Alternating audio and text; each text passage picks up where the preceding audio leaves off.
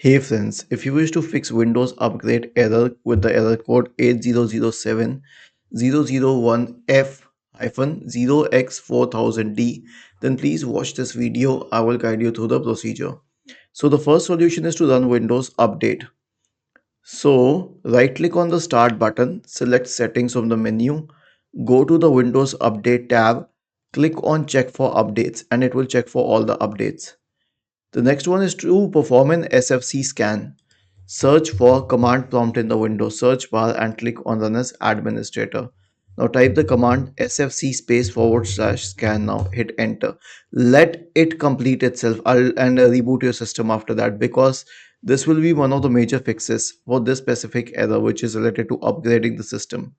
The next one is to update the drivers. So right click on the start button, select settings from the menu, go to the Windows Update tab on the list on the left hand side. In the right pane, select Advanced option, select Optional Updates and install all the optional updates. And the last solution is a clean boot. So search for System Configuration in the Windows search bar and open System Configuration. Go to the Services tab, check the box associated with Hide on Microsoft Services. If any of the services check, click on disable or apply and OK, and then finally restart the system. So this will most probably solve the problem. Was this helpful? If yes, then please subscribe to the channel. If not, then let us know in the comment section of the video on how we could help you further.